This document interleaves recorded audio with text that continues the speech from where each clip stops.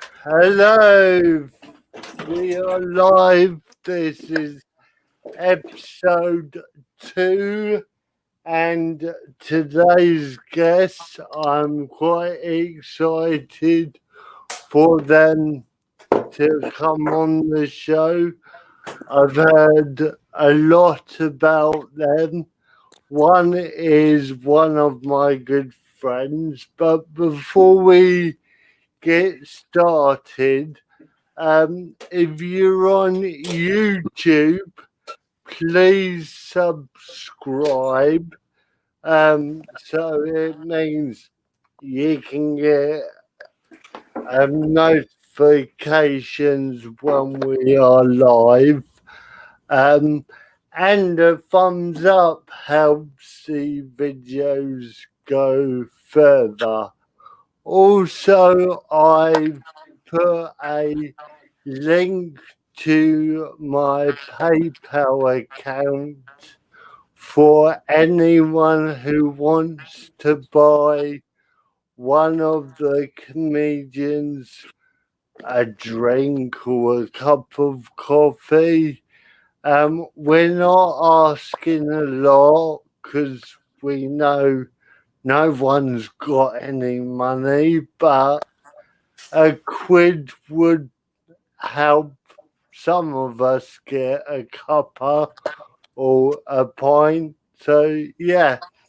So, this week I have got my good friend Alex Leam, which I've known a year and a bit now.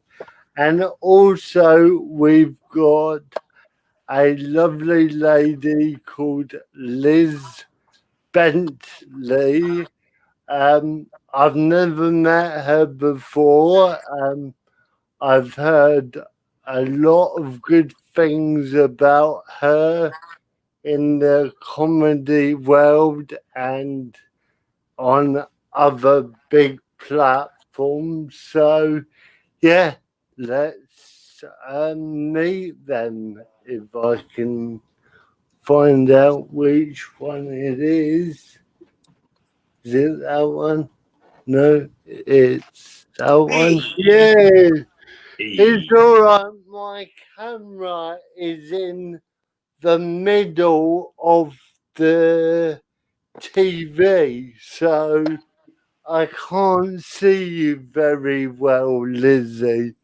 So I do apologise. So how are you guys?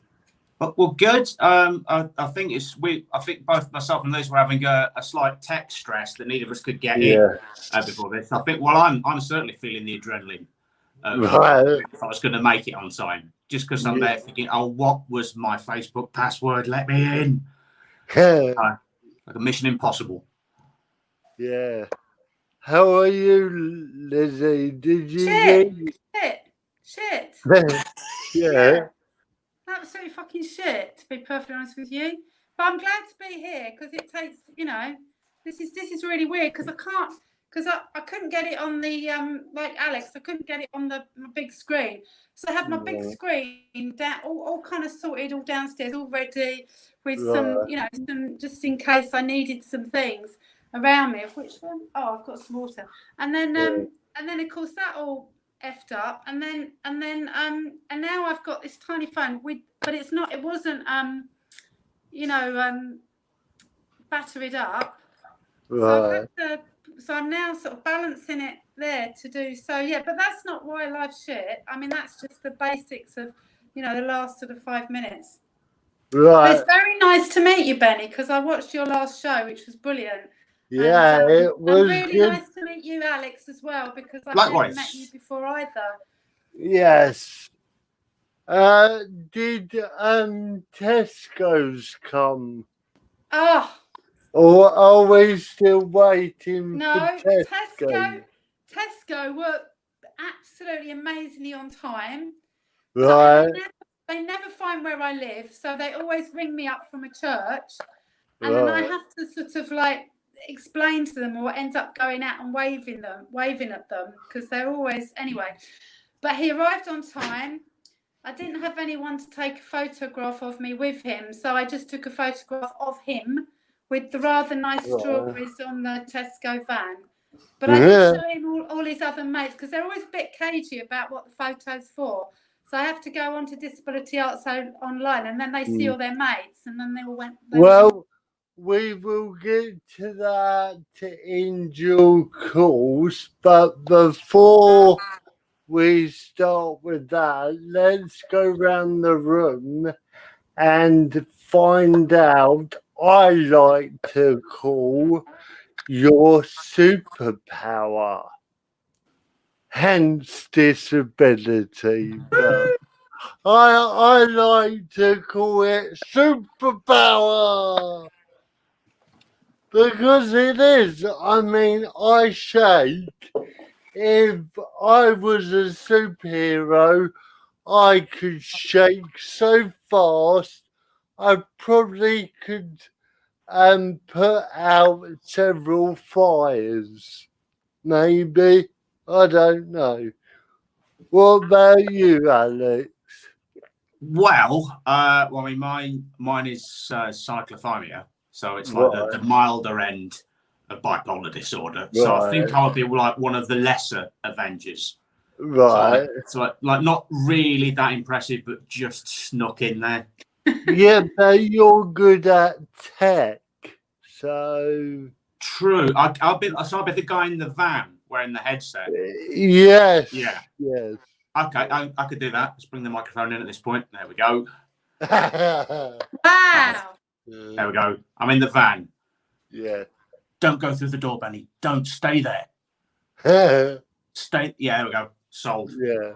Yeah. Nice. What about you, Lizzie? Oh, my superpower is pretty damn super. So I was diagnosed with MS when I was 23. When I was an angry punk, and I guess because I decided in those days on the tubes there'd be all the pictures of people dying and your spines and things like that. And so because I decided that I was going to die, and because I also had sort of mental health issues as well. So I was struggling in all sorts of ways. And so I decided that I was probably going to die anyway. So I'd live life to the full. So in a way, it was a kind of it's an interesting kind of like sort of, so if I look back, I've learned a lot through having a disability, and it's taken me into my area of expertise now and work and stuff. So it's a kind of superpower in that respect. It's a pain in the arse in others, but in that respect, it's superpower. Yeah. Sometimes it's like you've got this power, but there's always a bad guy biting your ass 24/7. It is for me because I'm in a lot of pain 24/7. I don't know about you, Lizzie, but if I don't take 29 tablets a day, my bad guy comes and bites me on the arse. Yeah. So, I'm not in any pain, but I have constant like numbness and pins and needles in my legs and my fingers and my so it's a constant sort of irritation. I'm so used to it now that I kind of it's like part of, I almost like, yeah, it's weird. And then I suddenly remember, because a surface, if I'm walking, it's a surface that I'm not used to, and things like that. So it's a constant, but I'm kind of so used to it. But when I think about it and talk about it, I can feel it. And if I'm stressed, I can feel it doubly. And it's like it's you know, it goes straight in, you know. Yeah. I mean, Alex, do you have to take any medication or? Yeah, and with it was quite a merry road to get to where I got to. So I mean, initially for a few years, they just thought it was just depression, because like any sort of bipolar diagnosis takes like 2 long years at least, and that's if your GP's that's if your GP's any good. I mean, luckily mine was. That's part of the reason why I moved back to the East Midlands because I was living in Bournemouth and my GP there was useless. Right. Many other reasons as well. But no, they started me off on citalopram, which is like the Fisher Price, my first antidepressant. I've been on that. Everyone has a bit of a deal on that one at some point. It's crap. It is. It's crap. It's the baby sham of antidepressants. Yeah. It is ridiculous. So they kind of like took me to the maximum dosage of that, then swapped it for something else, took me to the maximum dosage of that. Then and the terminology with mental health medication is scary. They went, "We're going to start you on antipsychotics." Yeah. Okay. So the first antipsychotics they tried me on when they suspected it was bipolar disorder gave me synesthesia dreams. Right. So it was basically I could smell what was happening while I was dreaming, which was fun. So they got me off that one because it was getting a bit trippy. So after all this time, I'm now on 2 prescribed for mental health, and I've put together a program of supplements, so like natural stuff. Yeah. And this, I've got like an AM and PM pill caddy. So stuff in the morning that keeps me lively that doesn't interfere with the stuff in the evening, and then stuff in the evening because they've got a sedative in them. So whether I like it or not, I'll be asleep in half an hour after taking them. Yeah.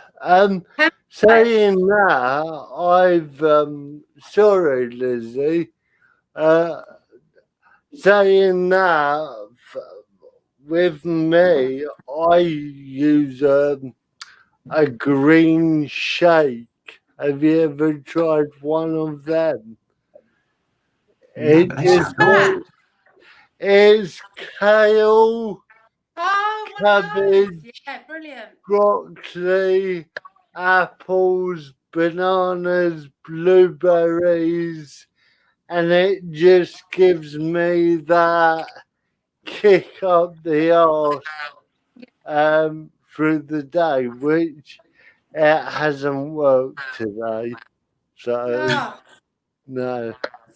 So well, we'll give you that kick up the arse anyway. You don't need please. Bananas and blueberries. We'll do it for you. Yeah. Just the energy. Yeah. That's what I'm missing with gigging. I mean, I don't know about you lot, but that was my drug of when I was down, I would go and do a gig, and that was it. I was the bee's knees for a few days. It's doctor stage, isn't it? I mean, it's absolutely doctor stage because it's like, I think it's just, I think it's been really difficult for everybody with not being able to perform and do comedy, everything, because it's like energy. You get energy from it, and that's what keeps you going a lot of the time. And it's been really difficult. Not that I do a huge amount of gigging, but anymore. But it's just that contact with the outside world and just getting that back in that. I mean, I find myself chatting in queues now. I mean, just to sort of get some sort of, I sort of say something like kind of quite mad and some sort of conspiracy theory, and before long you've got a big audience. Do you know what I mean? Yeah. I don't know about anyone else, but since the mask rule came in, I found myself singing more in supermarkets. Just because your mouth's covered, so you feel like you get away with it a bit more. When you hear the music playing, all of a sudden I feel a bit, it's like a lack of inhibitions because my mouth's covered, and all of a sudden, before I know where I am, I'm harmonising. Yeah. I've got an exempt thing because I can't wear a mask. I can't breathe. I almost like pass out. So I kind of like, I've got one of those exempt things. I hate wearing them because I don't like things on my mouth. So I've bought, I don't know if I've done right or not, but I saw an advert on Facebook where it's like a shield that you wear them like glasses, and it comes all down your face, and it comes quite close to you, but it's clear. A perspex shield, but you put them on like specs. Yeah, I've seen them. Because I have trouble in shops where if I'm asking for biscuits or where's this, they can't understand me. No. I know they can't understand me anyway, but yeah, it's fine. I think it's really difficult because I can't understand people wearing masks. I go to the opticians. Right. And I realised that I do a lot of lip reading anyway. And I realised now all my boyfriends I never knew the colour of their eyes because I never really looked into their eyes. I was always looking at the mouth. And I've only just realised that. And I had to say to the woman because I could not understand. I had to ask her 3 times what she was saying to me because I couldn't hear properly what she was saying to me. To the point where she had to sort of take me to the computer and I had to sort of, she had to it was just really, really difficult. Really difficult. Right. It's all right. I'm playing with the... I've done something wrong now. Yeah. Sorry. Yeah, where were we? Face masks. Yeah. So... Lizzie, let's go to you first. We're going to do it a bit different tonight. Because you've both been diagnosed from adulthood, I'm not going to ask you about school because we don't need to go there. You don't want to go there, Benny. Don't want to go there. But I want to know, what have you guys been up to in lockdown to keep your conditions at bay and that? Alex? Well, I think initially it took about a week or so for what was happening to sink in. Right. Because start of this year, everything was going great in terms of the comedy stuff. Not just like the gigs that I was running and the gigs that I was doing, but also the comedy festival in Derby, which I'd resurrected last year, and it was going to come back bigger this year. So that was going to be at the end of May. So there was a lot I was organising with that, and then all of a sudden I'm like, I've got to cancel the lot now, which was a pain. I mean, the only thing I've lost with that was time, thankfully. So I mean, after all that, after the dust settled, I was like really bored because a lot of my work dried up as well. First thing I got into was resurrecting an idea that I had a while ago for a website similar to like the new media sort of websites like Land Bible and BuzzFeed and that sort of thing. I got as far as recruiting 2 people to write for it and buying a domain name, and then I just lost interest. Oh, just out completely lost interest, which links into my condition in a way, because that's how I am with ideas like that. Like I can get absolutely really enthralled and really enthusiastic and think, yes, this is the best idea in the world. I'm going to be rich. Yeah, this is going to change. Yeah. Oh, I've lost interest. Yeah. That's how I go, up and down. And there's been the idea for the website is a milder end of that. And there wasn't a great deal of fallout with that. I've lost a lot of money because of that sort of like way that my mind works in the past. But so that went by the wayside. After that, I then started writing a book. Oh, yeah. I had the idea of I thought, well, what sort of stories interest me, I thought, well, time travel stories if we're talking about fiction. So I thought, right, I want to write a time travel story, but make it really down to earth and really domestic and really relatable. So I thought of the story of the first man to time travel, but it happened completely by accident, and he's a civil servant that lives in Derby. Oh, perfect. Yeah. So I got to about 45,000 words with that, and purely by accident, he winds up going back and bumping into himself age 19. And his 19-year-old self has to sort of like hide him in his halls of residence as a fugitive till they find out how to get him back. Then my birthday happened and I lost interest in that. Do you see a pattern? Yeah. Join the club. I mean, with my mental health, I'm up and down. So, it's not the best situation, is it? No. So then gigs started to trickle back and my old work started to trickle back. So slowly. It's not like it was before. I mean, we go to Lizzie next, and then I'll come back to you. So I know what you've been up to, Lizzie, but can you tell everyone else what you've been up to? Yeah, well, Benny, I love the fact you call me Lizzie, because not many people do, and it's really nice.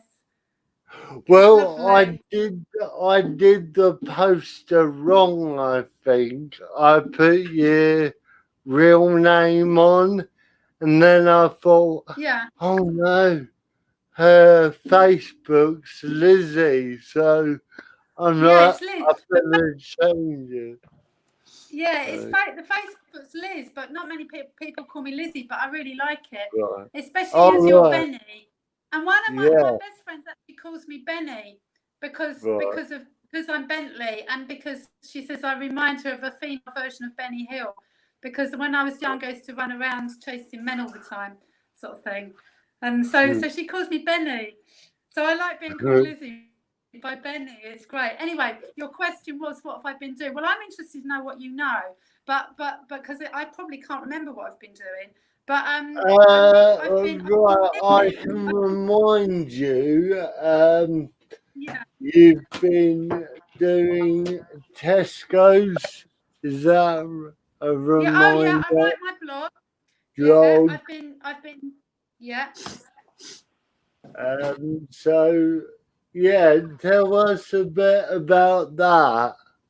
Yeah, well, I'll tell you what I've been doing. So in Tesco, in my blog, Waiting for the Tesco Delivery Man, which I wrote the blog because I went on a how to write a blog course at City Lit, and you had to come up with an idea there and then so you could start it off. And I thought, when's time where I know I can write or I know I can think, because it's a wasted hour, because you can't do anything while you're waiting for that hour, and sometimes they're late, so it goes on into 2 hours.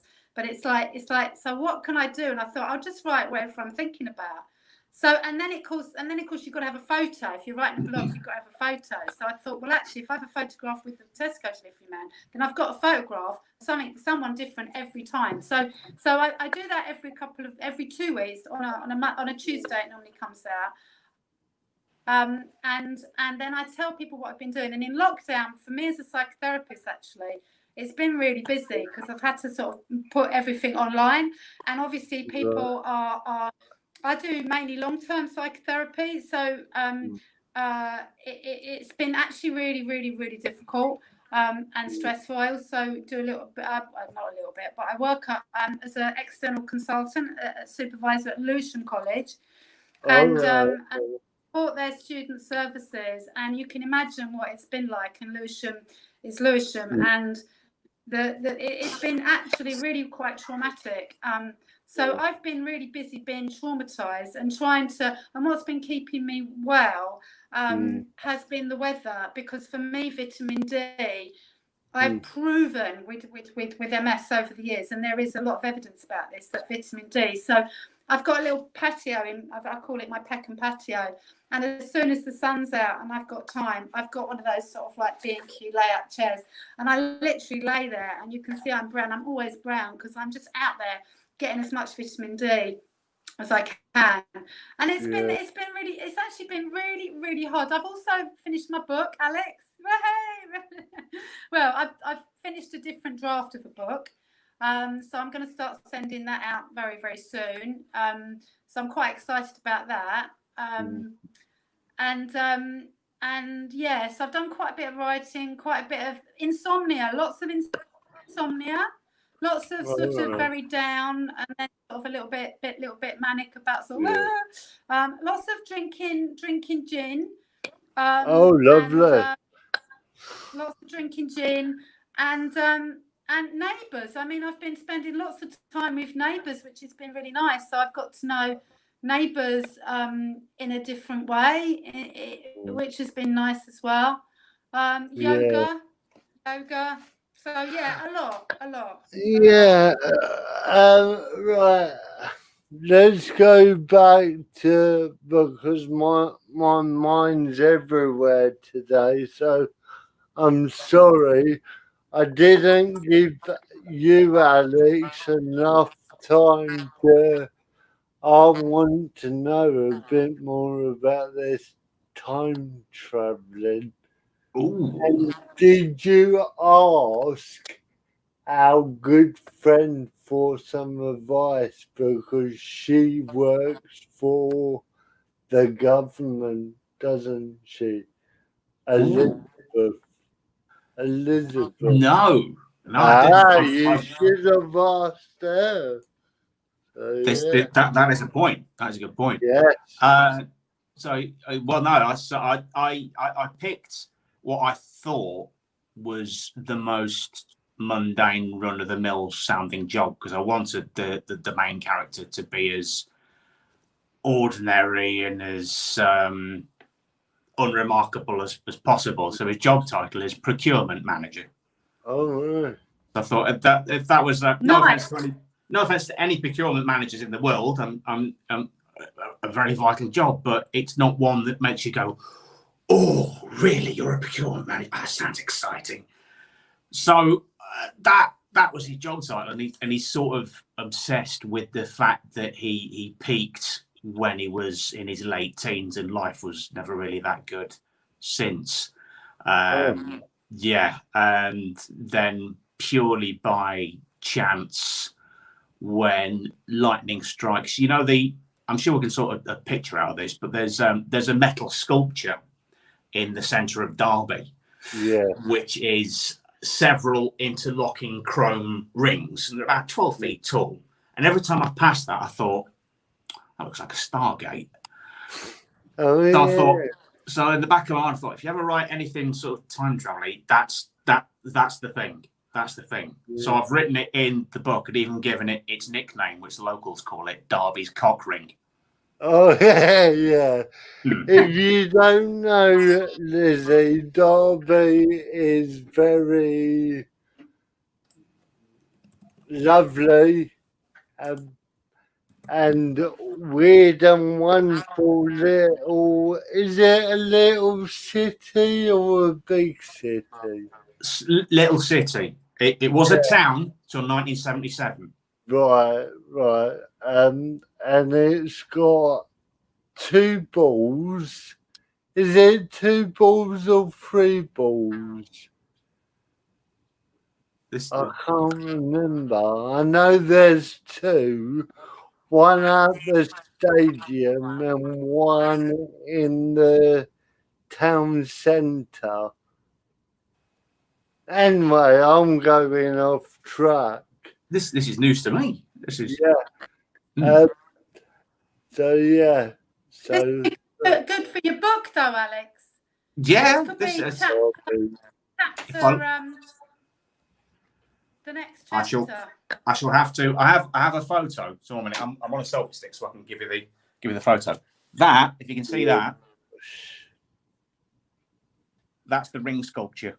Oh, you need to zoom in a bit better. Yeah, I can't see it. closer. That's it. There we go. Oh, A bit. I see what you mean. Yeah. Yeah. I see what you mean by the sort of cock ring type reference. Yes.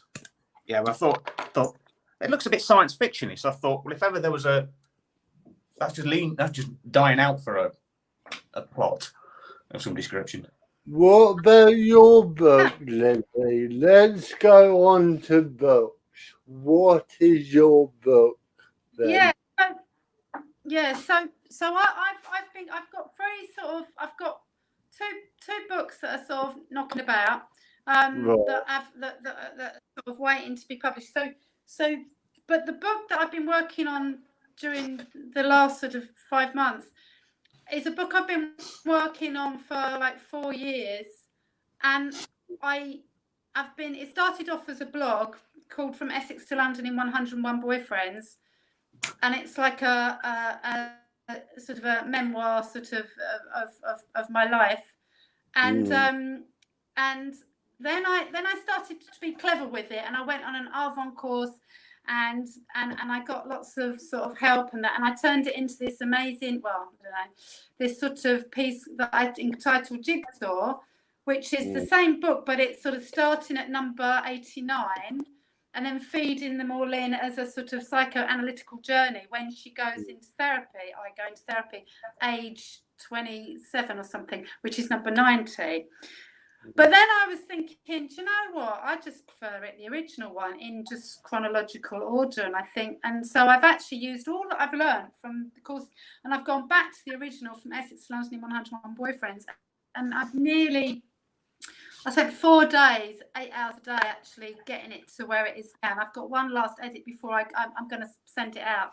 So, and if I don't get it published, if I don't get an agent get it published, I'm going to publish it myself through either Unbound or Chipmunk or Mental Health. Actually, Alex, if you want anything published and you're struggling, Chipmunk, they're pretty good.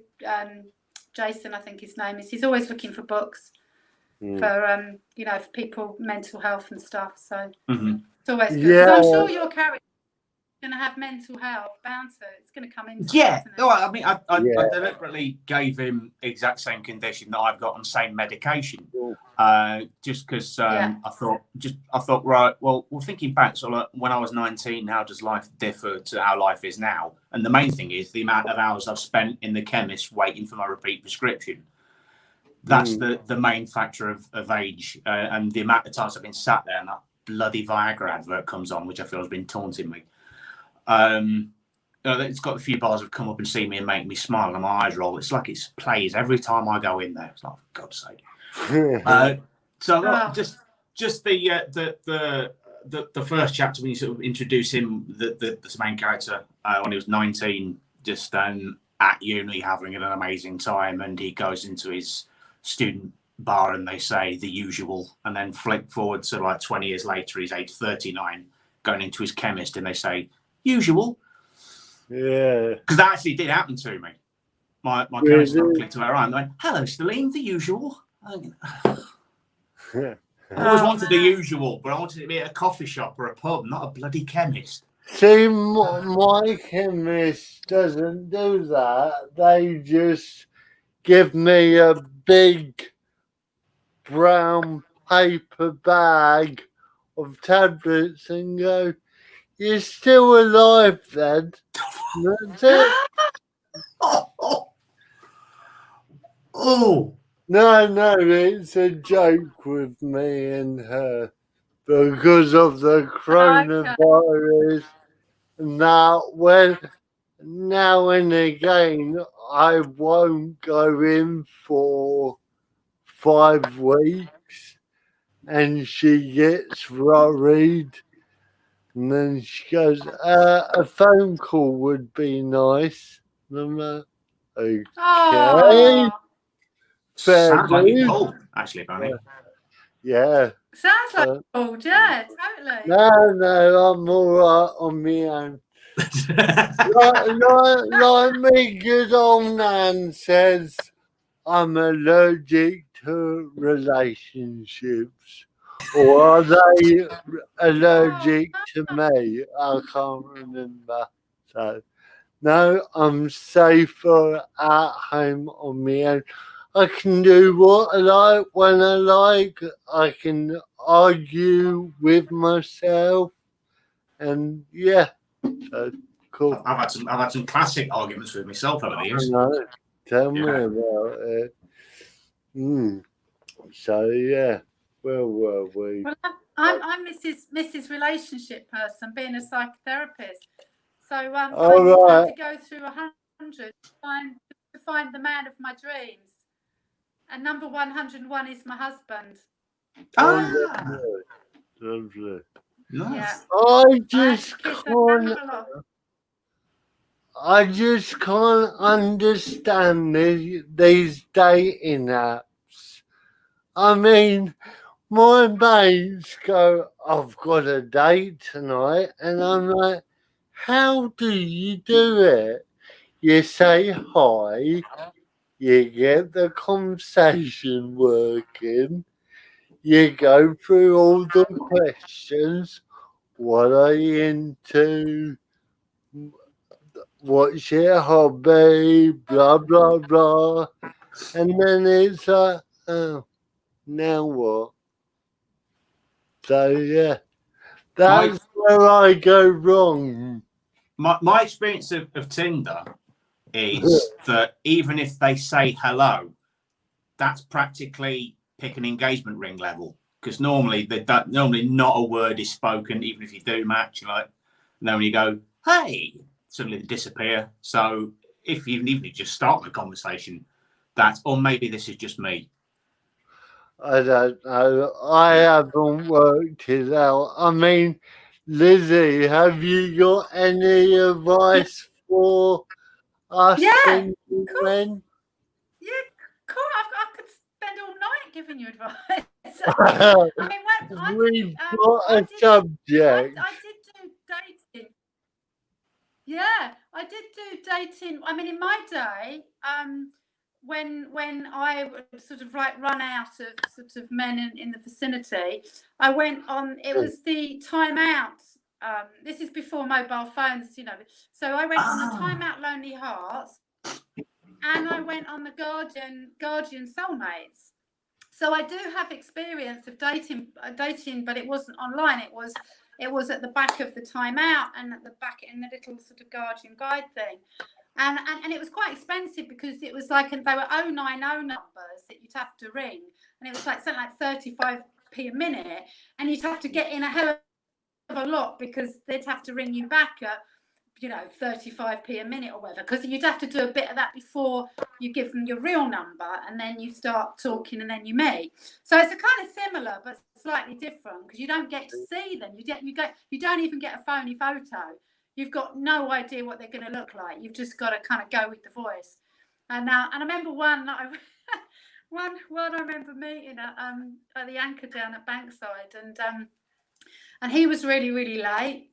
And I hate that, being a psychotherapist. I absolutely hate like people being late. I was there, and I sort of late. Tommy. Absolutely, it's like sorry, I had to get that in. Tommy.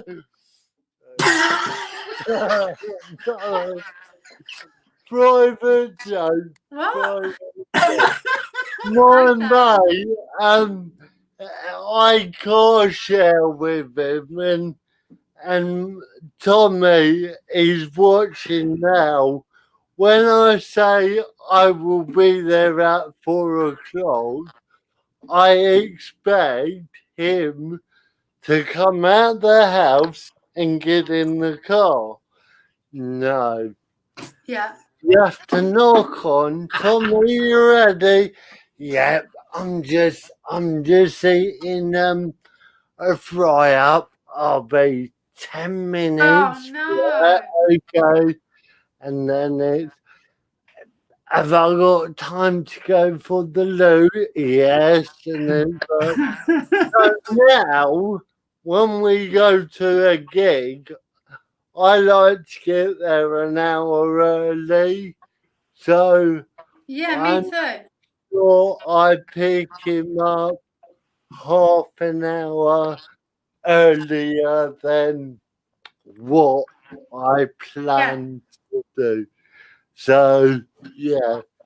And what has he put? Tommy. Oh, he's just put Tommy's time. Got a message for you, Lizzie, from Nick. Please tell you met your husband on holiday in, what does that say? Dalmatia. I don't know what that means. So yeah. Well, I'll tell you. I met my husband at a party 4 days after I'd ended with number 100, and my hairdresser said to me just before that, the reason you don't meet anyone, Liz, is you're not the right person, is because you don't leave it long enough till the next one. You've got to give yourself. And I said, all right, I'm going to have 2 years off. 2 years off, I said. And I went to a party, and he was there, and I had all these boxes to tick that I didn't want. I decided that, and he ticked them all, and I was like, oh dear, that's it then, isn't it? But he was absolutely my, like, and we've been married 4 years, together for 8 years now, and I'm so happy. He's in Yorkshire at the moment. He comes from York. He's coming down tomorrow. He's been at his mum's. That's why he's not here. That's why. I trained hairdressers. The last relationship I had was 12 years ago. Do you think that's long enough, Lizzie? I think you're ready, Benny. Yeah. I think you're ready. I think there's a lot. I think you've got a lot to offer, and I think it's a real shame that you're hiding away and not giving. I mean, I don't know whether you're heterosexual or gay or whatever, but whoever it is, I think you're keeping it from someone. I think you know you've got a lot to give. Oh, thank you. But you do have to compromise. Yeah, I know that. I just haven't met the right person, but hopefully getting out again in gigs. Okay, most of the gigs are all men, but it's changing. There's more women comedians getting out there. So yeah. So do you think you could date another comedian? I don't know. The rule, I mean, I've got a rule. I don't date someone from work. So is it work? I don't know. If she was down London and I was here, that would be the ideal relationship, because I go down there every weekend, and once we've got bored of each other, I could come back up. I don't know. So. Well, I like you giving that a lot of thought. Because the person. I like that idea. I like it. Part-time relationship. Practical, and if she's living in London as well, somewhere to kip at the weekends while you gig down there. Yep. Yeah. Yep. So it's beautiful, Benny. At the moment, when I go down London, I kip at my mum's. So yeah, cool. But that would be my ideal relationship. What about you, Alex? What would be your ideal relationship? We've gone off target here, but that's fine. We're going with the flow. Well, I have a document actually here. It's hot off the presses, Mr. Leam. This is your decree absolute. Just got within the last week. I am freshly divorced. Oh my God. Mm-hmm. So yeah, so I am the committing type. It didn't work, but still. Are you pleased? Say what? Are you pleased that it's now finished? Yes. So without going too many details, it all went very pear-shaped towards the end. So yeah, it draws a line under it. We've been living apart for a few years now, and we haven't been in actual real life contact for about 2 years. So it's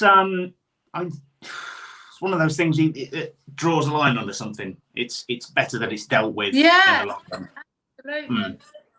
Absolutely. Absolutely.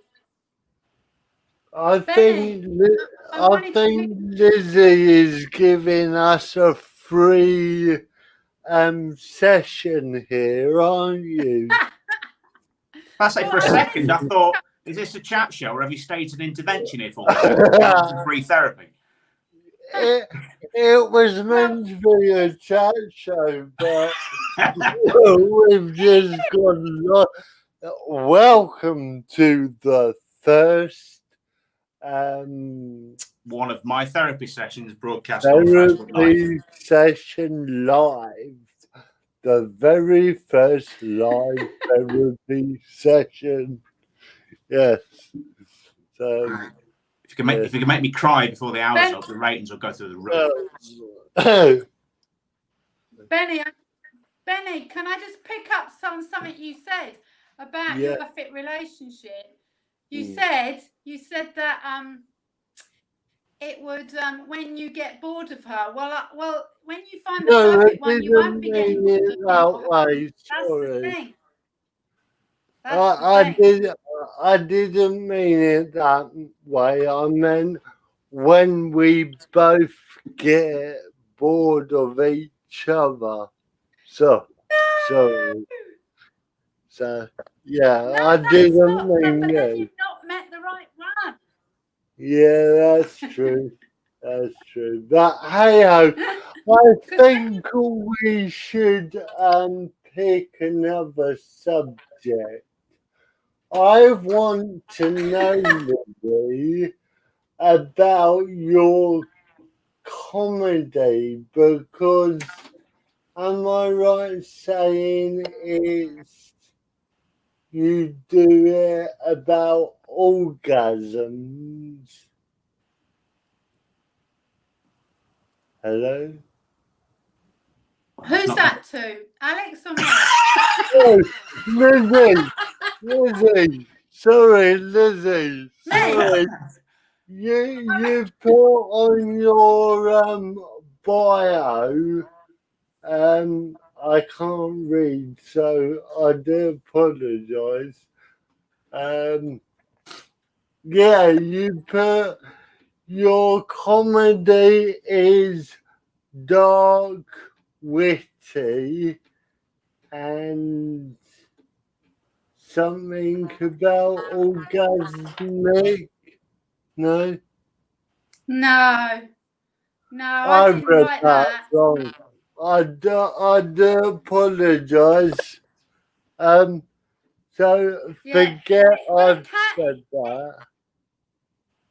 No, it's absolutely fine. And the last show I wrote, which was called Sex, Politics and Men with Grey and White Beards, that was for the masturbation exhibition at the Freud Museum. That's it. Masturbation. Maybe that's what you're thinking. Yes. Yeah. There's a solo show. Yes. So how did that work?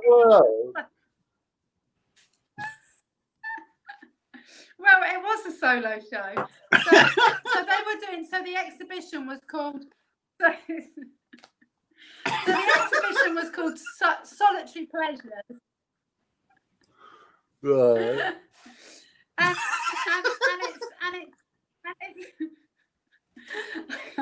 And it's Freud. So it was very, very easy to manage, let's say. And write, and a lot of fun, and I can't even remember much about it now because it was 2000 and it was like the year before 2018.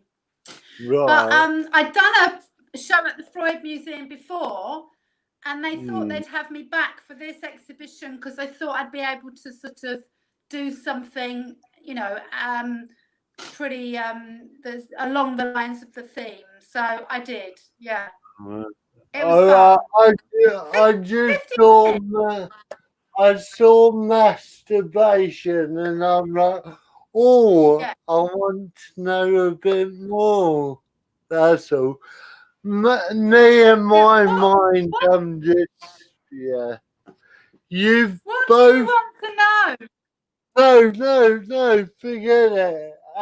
You've both been doing Edinburgh shows.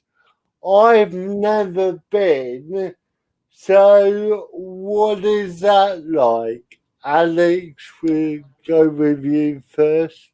It's my own experience of it. It's like a mixture of a full-time job, Freshers Week, and an 1830 holiday. I've actually made that sound a bit rubbish. No, it's all of that, but it's also so like delightfully random and intense. Loads of comedians that you've seen on TV are suddenly walking past you in the street in real life. Last year, when I was trying to cross a road, Lou Saunders cut me up on her bike. Oh, God. Like random things like that happen. You just think, did that actually just happen? Yeah, it did. It's just lots of delightfully beautiful random moments that keep me going back there. It's a very intense 3 weeks, and I was gutted it wasn't on this year. Right. Yeah, I mean, me and Tommy were promised several gigs up there if we got up there, but we didn't get. I even bought a bigger car for the Edinburgh show because there was going to be me, Tommy, Ian, and Kate. Sorry, Kate. Kath. Yeah. Sorry, I forgot your name. So, yeah, if you don't know Tommy and Ian, Lizzie, let me paint you a picture. Tommy looks like this.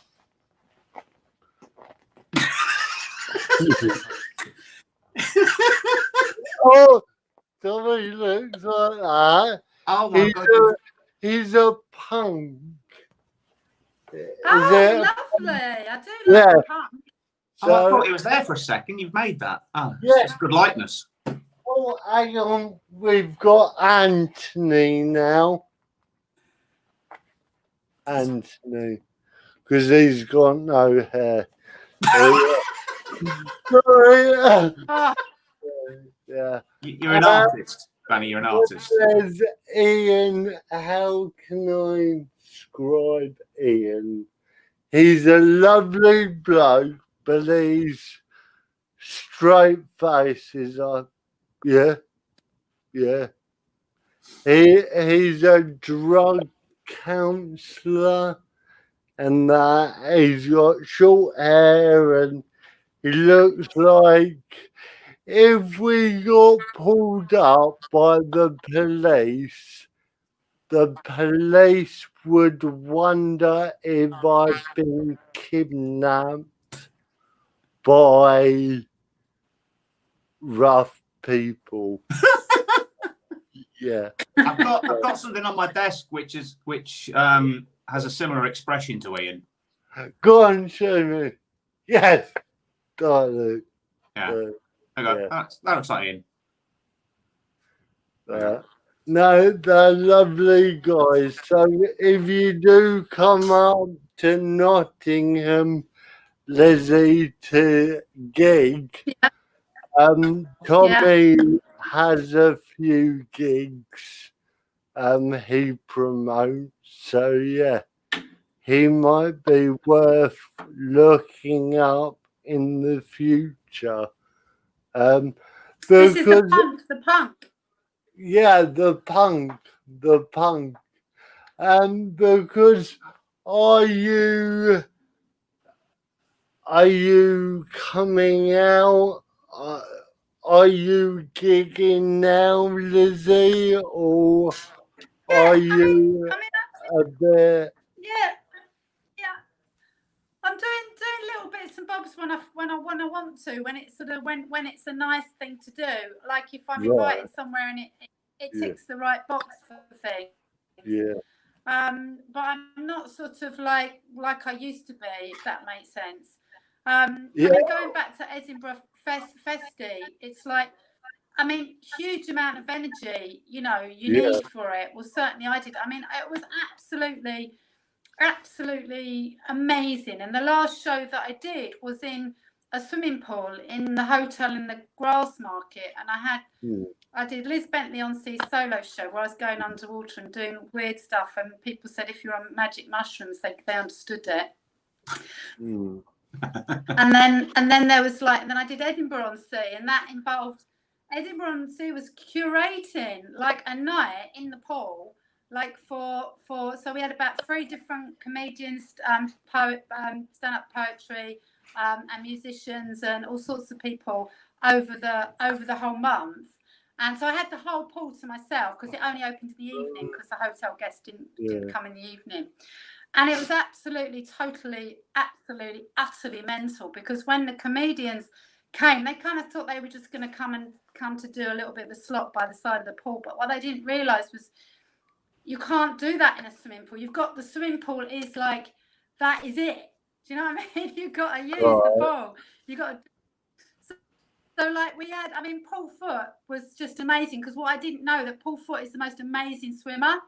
So I got him back about 4 times, because he just sort of, you can imagine him sort of like doing his sort of set, like up and down that. It was just brilliant. And then we did this thing called playing pool in the pool with Paul.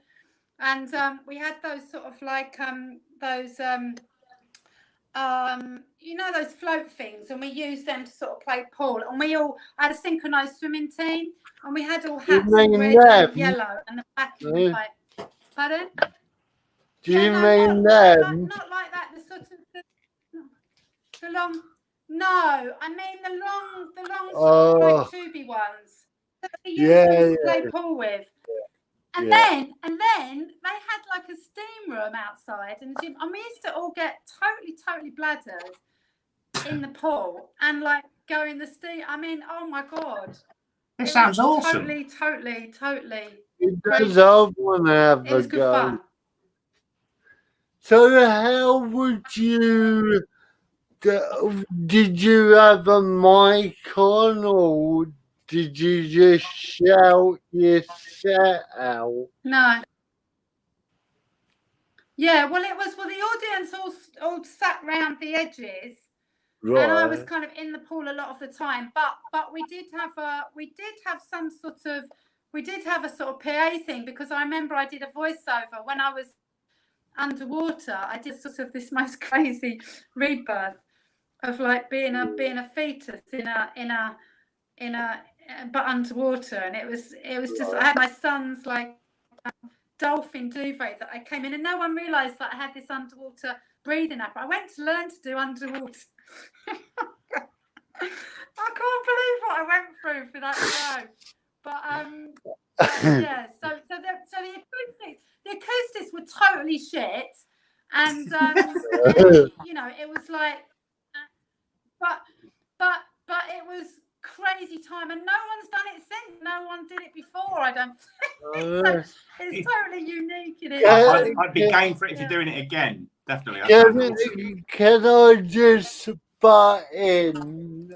Nick has said, why have I got a float in my house? Well, Nick, because of cerebral palsy, it helps to go swimming, but I haven't done it for the last 2 years. I think I bought that before I thought I'd give up. So I haven't. I love that it's pink as well. Well, it was cheap. If you don't know me yet, Lizzie, I'm like a redneck. I like roadkill. I like cheap stuff. And this was only 60p with delivery. Oh my God, that's really good. So I thought, ideal. Why not? I bought two. So yeah. Brilliant. So yeah. So I I've haven't. got one as well, Benny. All right, I haven't found one in a skip yet, but who knows? We might find one. So, It's only September. There's still time this year. I mean, can I go skip diving now, or is it still a risk of getting coronavirus? I think you're fine if you wear gloves. Oh, right. Okay. Well, I've seen a skip down the road, so I might go and have a look later. So, Maybe some breathing apparatus if Liz can give you some pointers. Yeah. Yeah. Why not? Yeah, because saying that, Lizzie, you did a song on your webpage about is it not breathing tubes, catheters. How did that come along? Yeah. Oh, because it was about my dad's demise, and also actually a good friend of mine who had MS and sadly passed away, and she didn't get the right help in hospital with catheters, and she ended up getting infection upon infection upon infection upon infection, and actually sort of it shortened her life by a lot because it just got her down and down. But she never really got the right help with it. And because they call it trial without catheter, and it's getting worse and worse now. I mean, don't get me on the NHS. I was working with them don't even start me on it. But anyway, you can't, if you want to get your cap taken out now, you can't. It's 400 quid. Not that I've got one. I haven't got one. I'm post-meno. I don't need it. But these things that are all being taken away, like trial without catheters, like having your ear syringed. Try and get your ear syringed now. You know, it's all very worrying. But anyway, that's another story. But going back to catheters, I wrote it because I tend to write songs when I'm angry about things, and they're so ridiculous that I have to, especially when you get when a member of your family, in this case it was my father and my friend, but it was more later on my father that wasn't getting the right treatment that he should have done. So that's what that's about. But it makes a nice children's song, though, doesn't it, Benny? Yes, I enjoyed it. I had a bit of a bop to it. Unfortunately, we've run out of time. I've been told to keep to an hour, so I'm trying to keep to the hour. But before we go, two questions. Would you change your disability? Do you regret having a disability, or has it made you who you are today? Lizzie? For me, I think it has to have made who I am today, because I think when I look back I just think, geez, I've done so much. And I think partly it's because I was so determined to not do what I was told, because I used to do the opposite. So I was told, have steroids. I'm not doing that because I had an eating disorder, etc. Mental health, if I hadn't have had mental health and gone to psychotherapy, I'd have never become the psychotherapist. If I hadn't been diagnosed with MS, I wouldn't have looked into the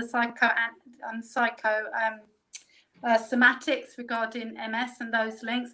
I wouldn't have found out about my childhood trauma, which has led me onto my career as a therapist and also as a comedian, because I can understand and I can laugh at it, and I can, you know, so in answer to your question, I don't have any regrets, and it is a superpower. Yeah.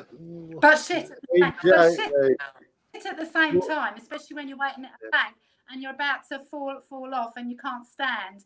And I literally was sitting on the floor at the bank, and because they didn't understand, because I look fine, and I'm saying, look, can I not just sit in here because I've been waiting? No. I said, well, look, I am going to collapse. I'm not going to be able to do that. That's when it's shit. But generally speaking, superpower. What about you, Alex? I only regret not seeking help for it sooner. Yeah. I do think my condition worsened because I was living in a great deal of denial about it.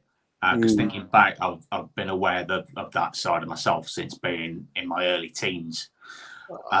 So with regards, would I want to get rid of it and change it? Depends what time of day you catch me at. Sometimes I think, fine, it's giving me this creative edge, this side that makes me go on to bigger and better things. And sometimes I do get paranoid and far too down on myself, but that sort of like spurs me on to work harder. But on the other side, if getting rid of all of this and never having had it, would that have meant an easier life? Then sometimes I'm tempted to think, get rid of the lot. I was going to say, with my depression, now I had to go into respite to hospital, shall we say. It all makes sense when I was 16 now, when I started thinking of horrible things and that. So I get what you mean, Alex, when you think back to when you're 16 and you go, that makes sense now. It didn't at the time, but it does now. So I bet a lot of people think like that, don't they, Lizzie? Yeah, I do. Yeah. I do all the time. I mean, it never leaves you. I mean, just because I've had so much therapy, and I still have therapy, but even though I there are still aspects of my trauma that never leave me. That I can still get into a very, very dark place. And it never really ever goes away. But it's about managing it in the best way and getting the support when you need it, and with people that understand. So it's so lovely to be able to talk about it, especially as comedians, because it's so rife among comedians and psychotherapists. A lot of therapists kill themselves. A lot of creators kill themselves. I mean, Alex, do you think you made the Derby Writers Club for that reason and you didn't realise it? I know it's to write jokes, but in a way, half of the time we're there, we do talk about our problems as well. Yeah, I mean, I took it over. I didn't start it, and initially it was started by Lyra May, Claire May, who had to give it up because of like family and work stuff was getting a bit too much. So I thought no one else at the time wanted it, so I thought, well, I'll take it over instead of letting it just end, which would be a shame. But I kept it as as loose as possible, because I've heard of some like comedians writers clubs where they get together and it's like planned within an inch of its life and quite sort of like strict. So I think, why? So it was like a couple of writing exercises plus a lot of chatting, a lot of chatting. Just a lot of batting around the table, which I think that's more sort of conducive to sort of like your creative brain, and more hopefully came out with that. So that's denounced. It's under new management now. So Denzel and Roger have taken it over. So so I'll concentrate more on gigging and promoting. So because you've got 2 gigs you run in Derby. Yes, is that correct? Yeah, one should be starting again soon. They've been in contact today, and then the comedy festival again next year. So yes. What is the comedy festival called? For legal reasons, it's called the Ram Comedy Festival, Derby, not the Derby Comedy Festival, because that website is still owned by the council. Who ran, which to give you an idea why the Derby Comedy Festival failed, the council ran it. That's why. Oh. Yeah. But they won't give up the name. Another promoters that I know that I'm friends with, furthest from the sea, they said, well, if you're not doing it, could we sort of like run it on your behalf? I mean, okay. Yeah, that's fine. But if it becomes a big success, we'll then just take it back off you. That is wrong. That's rubbish. So I thought, rather than get into all that to and fro about names, just call it something that's related to Derby. So Ram Comedy Festival. It's like the Just for Laughs Festival in Montreal. So it's not, doesn't follow the same formula, but it's still an iconic thing. Cool. I think that's it. Lizzie, have you got anything you want to promote before we go? Because just you can always buy me books on Amazon. I've got some poetry books that are kind of weird shit. So they're always good. Sometimes Amazon do a little offer as well. Sometimes they're up for about £3. Not quite the skip, Bentley, but not far off it. So I can't read. So but you can't read. Well, no, but when you get your new girlfriend, right? When you get your new girlfriend, she can read it in bed. So what Lizzie is saying is, everyone, I need a girlfriend, not for relationship purpose, just to read me some nice books. Benny, you know you love a bargain. Getting a girlfriend would be cheaper than buying an audiobook. Oh, okay. So if you're interested, please give me a call. So floats provided. Yes. Pink ones. Well, it was lovely to get you on. I'm sorry it was everywhere.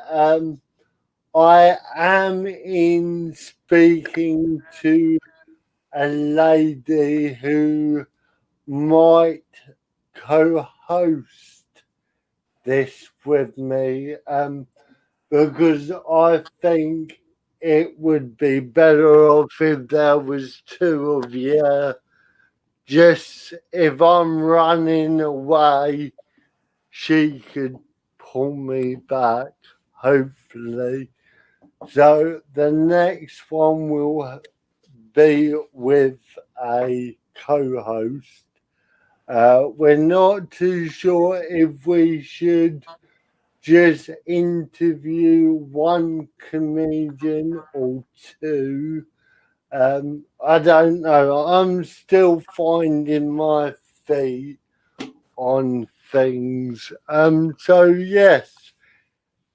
So thank you for watching, and we will see you on the 18th of September. If you would like to buy the comedians a coffee, please do so. The link is below. So see you later. Bye. Nice to meet you.